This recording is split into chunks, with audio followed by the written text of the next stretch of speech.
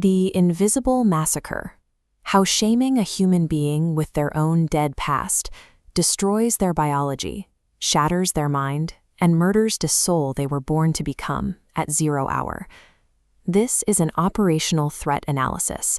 The parameters are exact, and the timeline is strict. Sign-off sequence, 14 minutes, 59 seconds. We are analyzing a unique vector of attack.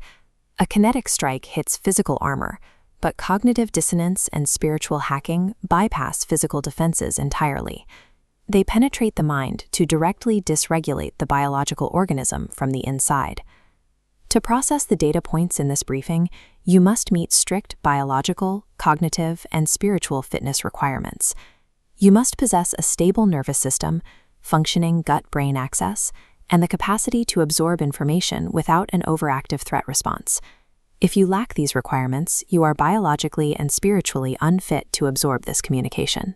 Your nervous system will freeze, making you incapable of conducting empirical observation from a neutral standpoint, like a newborn in a state of awe. Under this framework, there is no dividing line between mind and body. A psychological or spiritual attack that disrupts your internal equilibrium produces exact physiological damage. It is indistinguishable from kinetic physical violence against your biological vessel. Consider the baseline human vessel. It is a fragile corporeal dwelling place composed of 11 distinct bodily systems, internal organs, glands, and vast microbiomes. This biological entity does not navigate reality with just 5 basic inputs. It processes the environment through 34 interconnected internal and external senses. All 34 senses must function together in absolute organic unit cohesion. The body operates as a biological symphony orchestra, requiring deliberate oneness to maintain equilibrium. The central mechanism conducting this symphony is the vagus nerve, operating along the gut-brain axis to bind physical sensation and cognitive processing together. Looking at this central nervous system schematic, we trace optimal data flow. A healthy system sends 80% of messages upward, from internal organs directly to the brain. The secondary requirement is a restricted loop, receiving only 20% feedback downward. When you interrupt this precise ratio, the biological flow fractures. Severing this connection removes the organism's ability to remain physically alive, alert, and grounded in the current moment. The Invisible Massacre targets a specific cognitive hub to break that biological flow, the amygdala. The mechanical trigger is the introduction of cognitive dissonance. Injecting shame, guilt, and feelings of inadequacy causes the amygdala to become severely overactive, scanning for threats that do not physically exist. This hyperactivation cascades into the default mode network, conditioning it to operate exclusively on fear-based biases. Once conditioned, the network completely freezes the nervous system, collapsing inward and severing the vital upward flow of the gut-brain axis. This state of neurological gridlock is the impresent moment. The organism is trapped, hallucinating its biased past experiences are actively happening in the here and now. Hearing the whispers of your own past versions, these ghosts of the past, causes severe rumination. It forces the brain to look backward, blocking the pure state of awe required to observe the world empirically, as if for the first time. A psychological reliance on these past experiences is biologically harmful. This cognitive illusion traps the mind, forcing the psyche to abandon its physical vessel. The word zendegi functions as a primal nervous system command to feed and sustain life. Its ancient roots, Pahlavi Sanskrit zende and Greek gwe, identify the core maintenance of the biological vessel.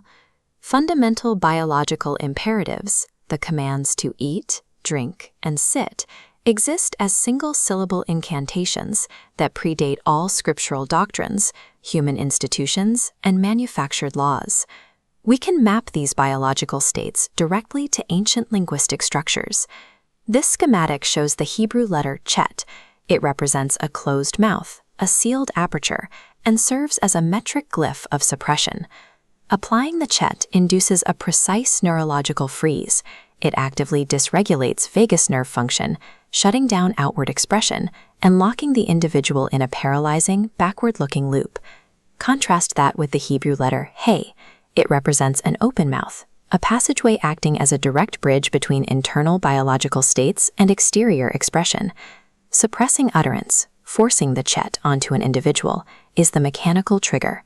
It executes the invisible massacre, suffocating the vessel by denying its physiological need for expression.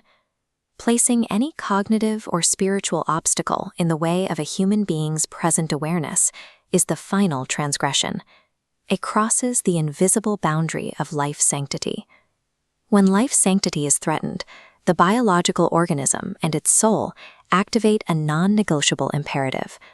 This is an automated response, an obligation to survive, defend the vessel, and eliminate threats, irrespective of their distance or source.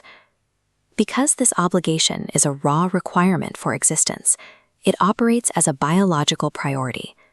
It exists outside negotiated human statutes and written constitutions or executive war powers, which lose their authority the moment the biological vessel they govern is placed in existential peril. The physical vessel does not parse the philosophy, intellectualization, or intent behind a threat. It only processes the resulting physiological damage to its cells and tissues. To survive this, you must initiate a deliberate reset. You shed the ghosts of your past, let go of the rumination, and fully reclaim your integration with the present moment.